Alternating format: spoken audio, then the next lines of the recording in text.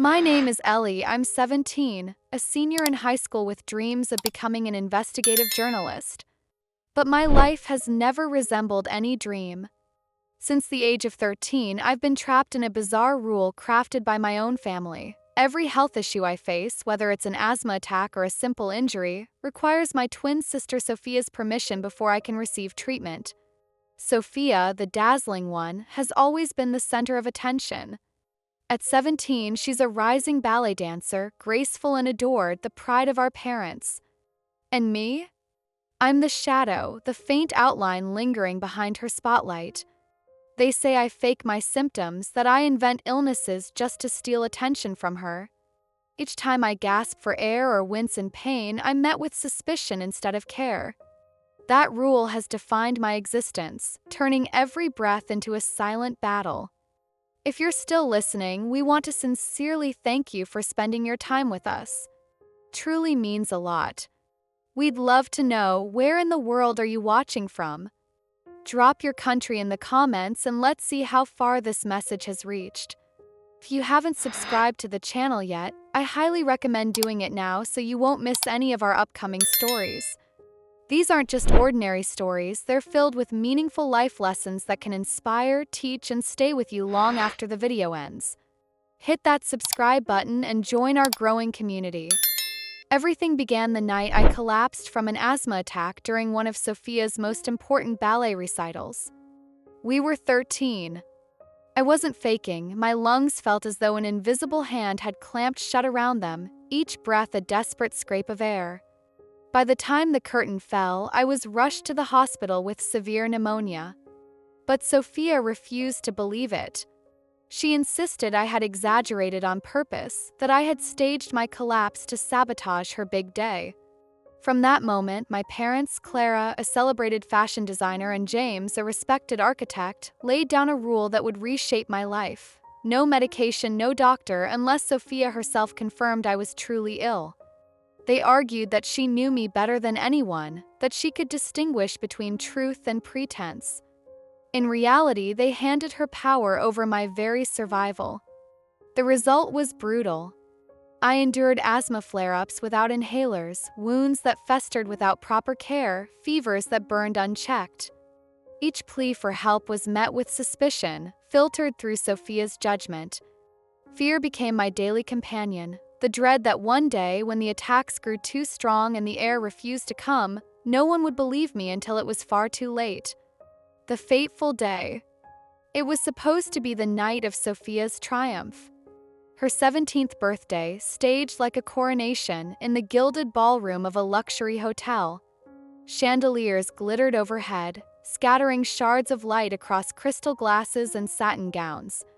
A string quartet played near the grand staircase, their bows sweeping in perfect unison, and the air carried the scent of roses arranged in towering vases. Every detail had been chosen for Sophia, her dress, her stage, her spotlight. And there I was, pressed into the shadows of a corner, watching it all from the margins. My chest tightened in rhythmic pulses, each one sharper than the last. The familiar squeeze of asthma clawed its way up my throat, strangling every breath. Panic lit up inside me, but I swallowed it down, hoping no one would notice. Not tonight, not when the guests of honor were arriving, including the scout from the National Ballet Academy. But denial could not erase biology. Within minutes, the attack had me doubled over, gasping through a straw-thin opening in my lungs. My vision blurred. I reached for the inhaler resting on the polished table nearby, my lifeline. My fingers brushed it, but before I could bring it to my lips, a manicured hand snatched it away. "Not so fast," my mother's voice, sharp but low, cut through the music. Her diamond bracelet glimmered as she clutched the inhaler and turned toward Sophia. "Darling," she said smoothly, ignoring the way I clutched at my chest. "What do you think? Does Elly really need this?" Sophia was adjusting the straps of her scarlet silk gown, her hair piled in a perfect ballet bun. "Without even glancing at me," she muttered, eyes glued to her phone screen. "She used it earlier today. She's just being dramatic." Again, Mother nodded as if a verdict had been delivered. With an elegant flick of her wrist, she slid the inhaler into her purse. "Not tonight, Elly. Don't make a scene. This is Sophia's special evening." I tried to form words, but each one scraped like glass up my throat. "Please, hospital," my voice cracked, more a whisper than a plea. My fingernails pressed into the sofa's velvet armrest, my skin cooling, nails tinting a dreadful shade of blue. Finally, Sophia's head lifted. She rolled her eyes, irritation painted across her perfect features. "Oh my God, Elly. Don't turn my birthday into one of your little performances." Mother rushed to soothe her, caressing Sophia's arm. "Don't let her upset you, sweetheart." Father stood at the ballroom doors, where new guests were arriving. His tone carried the authority of an architect used to dictating plans. "Elly," he called sternly, "you know the rule. If you say you're sick, what do you do?" The answer had been drilled into me, carved into my very identity. I rasped it out, my lungs tearing with the effort. "Ask Sophia first." Sophia's verdict came, cold and final like a judge's gavel. "She's fine." But I wasn't fine. Coppery taste rose in my throat before I could stop it. A cough racked my body, and red droplets splattered onto the gleaming marble floor. Gasps rippled from nearby guests. Chloe saw it first. She wasn't just Sophia's best friend. She was a second-year medical student, sharp-eyed and quick. She pushed through the circle of onlookers. "Oh my God, Elly's coughing up blood," she shouted, horror lacing her voice. Sophia darted in front of me, blocking Chloe's view from my parents. Her smile was sharp, almost cruel. "Don't be ridiculous." She painted her nails purple. "It's just another stunt. Remember when she pretended to faint at my recital?" Her words sliced through me, heavier than the attack itself. I wanted to scream the truth, to defend myself, but every ounce of strength drained with each labored breath. My chest heaved, but no air came. The scout from the academy had just arrived, flanked by my parents' colleagues, their polite smiles faltering at the scene unfolding. Father's jaw tightened. He stepped forward, his voice clipped. "Elly, get out. Don't ruin this for your sister. This night is critical." I tried to rise, clinging to the sofa for support, but my knees buckled. The chandelier lights swirled above me like distant stars. Then Chloe broke through. She grabbed my wrist, her fingers pressed against the frantic flutter of my pulse. Her face drained of color. Her heart rate is racing. "This is an emergency." Father's reply was like ice. "We don't respond to emergencies without Sophia's confirmation. That is our family rule." Chloe's eyes widened, disbelief washing over her. "You can't be serious. She's suffocating." When she pulled out her phone, Father lunged, trying to stop her, but Chloe was faster. "I'm calling 911. She's in respiratory failure." Her voice trembled with urgency as she backed away, phone pressed tight to her ear. Sophia's composure cracked. Her voice rose above the string quartet, above the whispers of the crowd. "She's faking it. She's holding her breath just to ruin my night." But her protests dissolved into chaos as my body gave way. The room tilted, spinning in slow motion. I hit the floor, the marble cold against my cheek, my lungs clawing for air that refused to come. The last fragments of sound pierced through the haze. Chloe's frantic shout into the phone. "Hurry, she's not breathing!" My father's furious command to hang up. My mother's sharp voice urging Sophia not to panic. And then Sophia's scream, shrill, desperate, echoing above it all. "You're supposed to be on my side, Chloe!" The world slipped away. The chandeliers dimmed to black. That moment, time fractured into before and after. Before, the years of silence, the endless suspicion, the rule that chained my life to Sophia's judgment. After, the moment the truth of my body could no longer be denied. And as the darkness claimed me, I wondered not if I would die, but whether anyone, for once, would finally believe me. 4 minutes of death. I woke in the ICU 3 days later to the sterile chorus of machines' steady, unblinking beeps that counted out the breaths my body could no longer trust itself to take. Fluorescent light cut across the room. Tubes and lines threaded me to a life that felt borrowed. Dr. Thomas Reed, a pulmonologist with tired eyes that somehow held both compassion and bluntness, sat at my bedside. He didn't bother with small talk. "You were clinically dead for 4 minutes," he said, voice low enough that it felt private in the vastness of the unit. 4 minutes without oxygen will change a body. Your lungs are severely damaged from years of untreated asthma and repeated infections. We resuscitated you, but this was preventable. He put his hand on my chart as if closing a small, awful book. 4 minutes. Time that my parents had apparently used to consult Sophia's verdict instead of calling for help. The words landed like stones. He told me the hospital had filed a report with Child Protective Services. "There's enough here," he said. "We have to protect you now." There was relief in that sentence, a strange legal sanctuary opening where my family had failed to build one. When my parents came, they looked like people whose lives had been rearranged by an earthquake. My mother, Clara, sobbed in a way that was all guilt and performance. Her mascara streaked down her cheeks like confession. My father paced and repeated a mantra he'd been taught by our family rule. "Sophia said you were fine." He clung to that line as if it were a talisman that could explain everything away. But the moment had passed where I could be reduced to the child who begged and waited.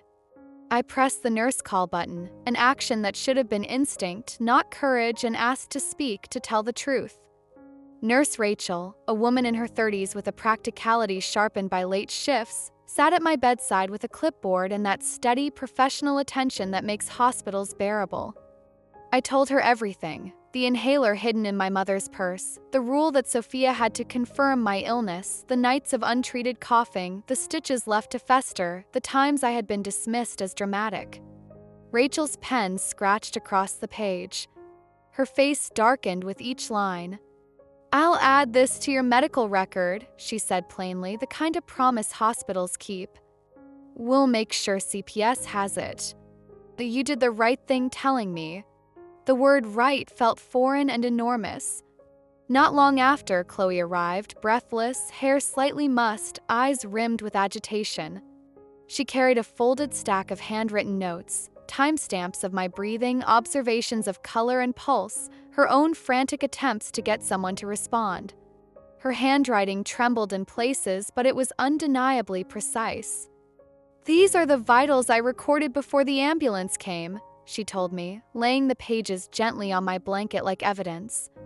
"I remember the color of your lips. I remember you saying you couldn't breathe." Lucas came too, quieter but steady. He set his phone on the bedside table and played a short video he'd taken at the party, not meant to document my collapse but captured by accident. In it, you could see my father's hand moving to block Chloe's phone as she tried to dial. You could hear the muffled argument about family rule under the clink of glasses. Watching it felt like watching someone else's nightmare, except it had my face in the frame. "They'll believe us," Chloe said, voice rough with something like hope and anger mixed. "We'll do whatever we have to." Lucas nodded, his presence an anchor. They weren't actors in my story anymore, they were witnesses. Lying there, chest rising with machine-timed breaths, I felt a fracture stitch itself into something new. The family rule had been a cage. The hospital report, Chloe's notes, Lucas's footage were keys. For the first time since the rule had been carved into our lives, I didn't feel entirely alone. The thought was small and fierce. Maybe finally somebody would see me as I was. The journey to reclaim my right to live. When Anna Martinez from Child Protective Services walked into my hospital room, she carried a leather folder and a calm presence that seemed designed to disarm fear. She introduced herself softly, almost as though she knew the weight of her title might crush me if delivered too bluntly. Sitting beside my bed, she explained why she was there. The hospital had reported my case as medical neglect, and she needed to hear my story in detail. Her pen moved steadily as I spoke. I recounted the times Sophia withheld permission, the strep throat that left me feverish for weeks because my request for antibiotics was dismissed, the broken finger that healed crooked because a trip to the ER required Sophia's approval, the nights of gasping breath that ended with nothing but suspicion. Anna's eyes did not widen in shock, but her silence was thick with dismay.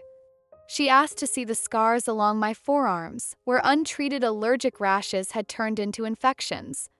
She photographed each mark, documenting them as evidence.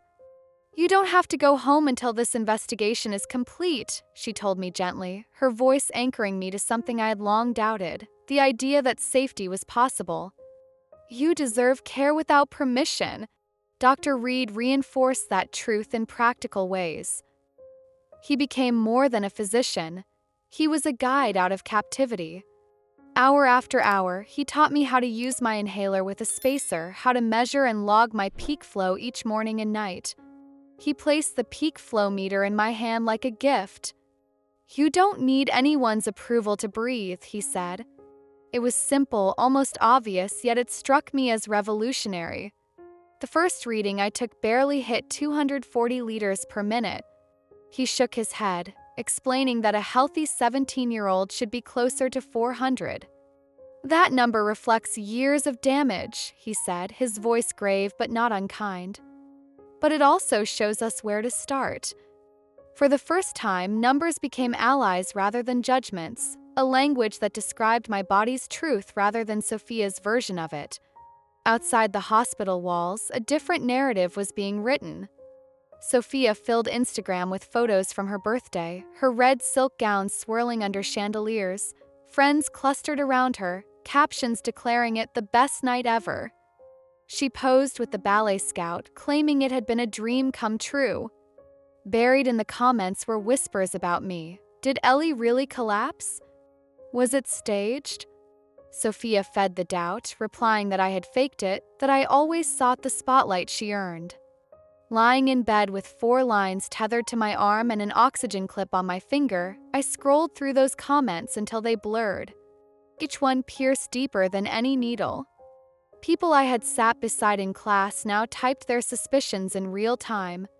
They saw me as desperate, attention-seeking, an obstacle in Sophia's ascent. My chest tightened, not from asthma this time, but from the invisible wounds of betrayal. Yet amid the pain, a new truth pulsed. Anna's notes, Dr. Reed's teachings, Chloe and Lucas's evidence, these were counterweights against years of silence. For once, the record would not belong solely to Sophia. And for the first time, I began to believe that my life, my breath, was truly mine to claim. Confrontation and liberation. Everything shifted the day I received a voice message from Sophia. Her voice, usually so polished and commanding, was shaking, stripped of its practiced confidence. "I knew you were really sick at the party," she admitted, each word a reluctant confession. "I didn't want you to die, Elly, but I couldn't let you ruin my moment. I couldn't admit it in front of everyone." Her words sliced through me, not as an apology, but as proof. Proof that she had seen my suffering and chosen image over my life. I saved the message instantly, copying it onto 3 different drives. Within an hour, I sent it to Anna Martinez from CPS, to my lawyer, Sarah Bennett, and to the prosecutor, Daniel Cole. No longer was it just my word against theirs. Now I carried Sophia's own voice, her betrayal recorded in digital permanence. CPS responded quickly with an emergency safety plan. I was moved out of my parents' home and into Chloe's. Her mother, Laura, welcomed me like family, guiding me into a freshly prepared room where the closet was cleared, the bedding smelled of lavender, and for the first time in years, I felt like I belonged. She didn't ask me to justify my existence. She simply made space for me. That ordinary kindness felt extraordinary. My parents, however, were relentless. They called, texted, left messages laced with anger and manipulation. My father's voice thundered through one call. "If you don't retract your statement, we'll cut off your college tuition." Do you want to throw away your future? I recorded every word, my hands trembling but steady enough to press the button. Those recordings went straight to Sarah. Within days, she petitioned for and won an emergency protective order. Court barred my parents from interfering with my medical care or attempting to coerce me. For the first time, the law stood between their control and my survival. School support finally found me where silence once suffocated. Olivia Grant, the school counselor, met me with the kind of patience that didn't rush or doubt. Together, we built a medical plan. I could carry my inhaler at all times, leave class whenever I needed air, and eat lunch in her office when the cafeteria's chaos overwhelmed me. She didn't just address my health, she nurtured my future. She guided me through college applications, pointing me towards scholarships for students who had overcome medical adversity. The word resilience appeared on brochures and forms, and for once I began to see it in myself. But Sophia was not finished.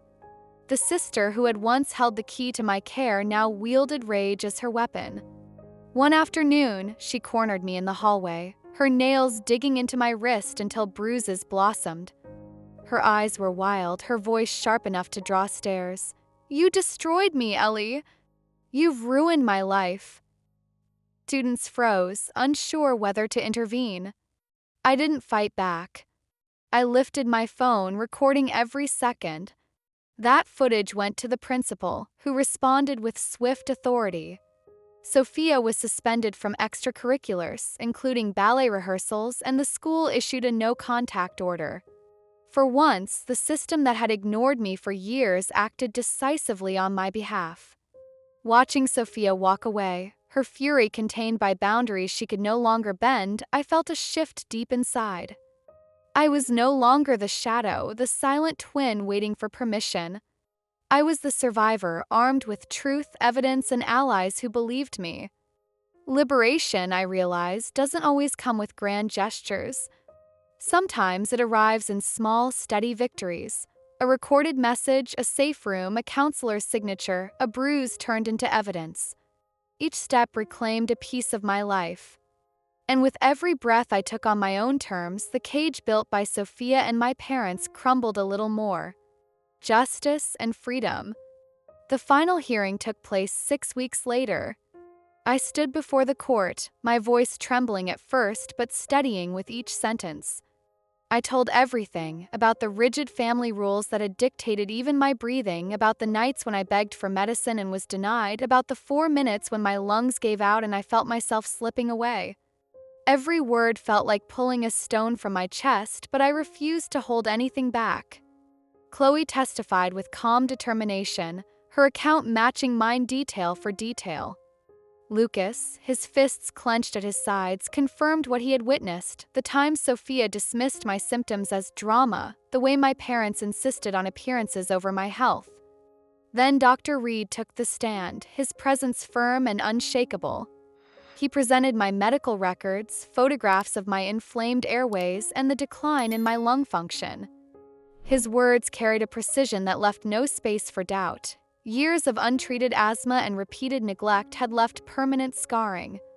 The courtroom fell silent when the prosecution played Sophia's voicemail. Her voice, shaky and defensive, admitted what she had tried to hide. "I knew you were really sick that night. I just didn't want you ruining my moment." The sound of her confession, echoing across the speakers, pierced the air like a blade. I saw the judge's face tighten, the jury exchange glances, and for the first time, Sophia lowered her eyes. When it was over, the verdict came swiftly. My parents agreed to plead guilty to misdemeanor child endangerment. They would serve 18 months of probation, complete mandatory parenting classes, and remain under supervision. The judge extended the protective order, making it clear that Sophia had no right, legal or otherwise, to interfere with my medical decisions again. I felt the weight of years loosen around my chest. For once, the system had seen me. For once, I was no longer invisible. 3 months later, I sat in Dr. Reed's office, the afternoon light filtering through the blinds.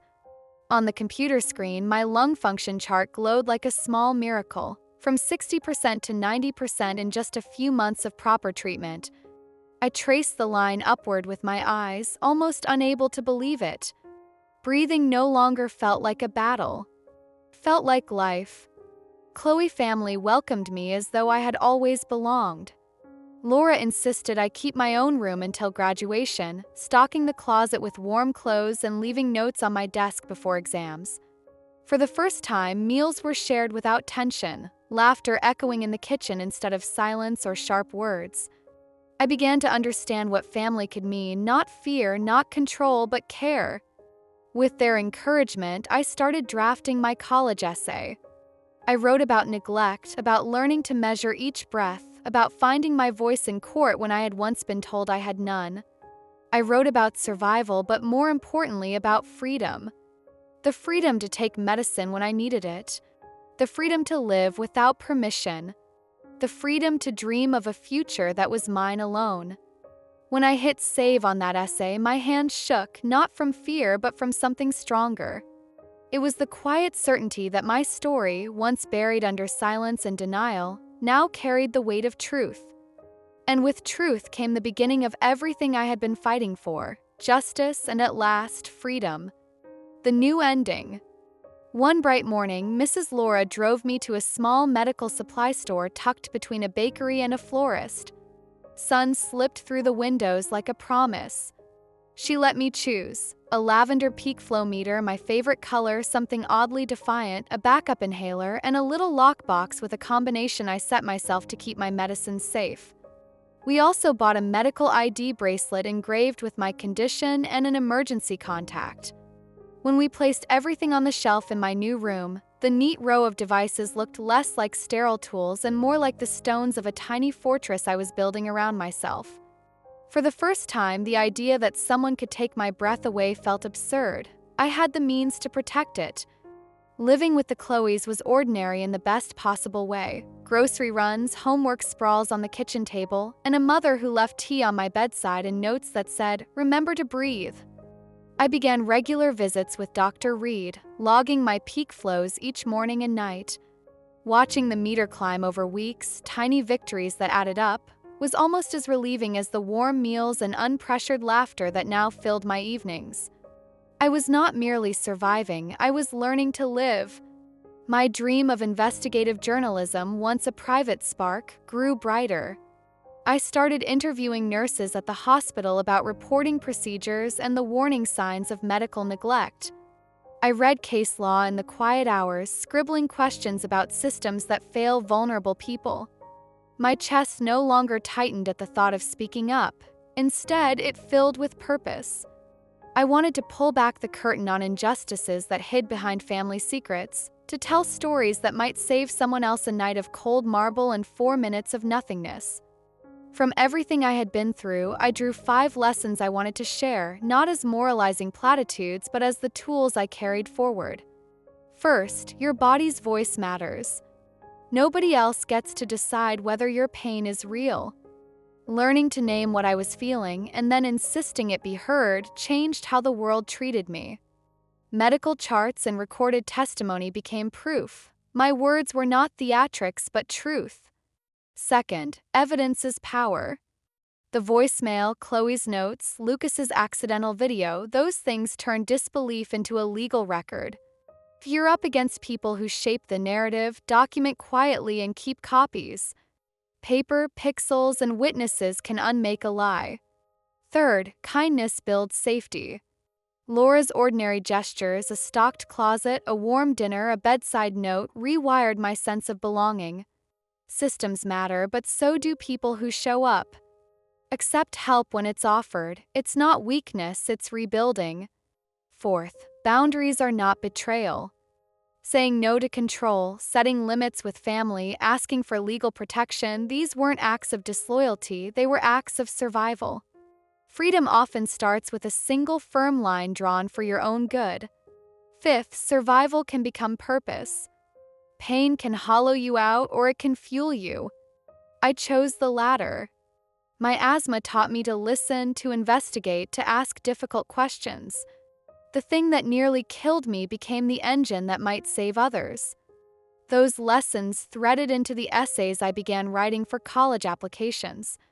In late nights punctuated by the hum of the peak flow meter and Lucy's laugh from the next room, I drafted an application essay about being silenced, about the 4-minute fracture that split my life into before and after, and about reclaiming breath in every sense.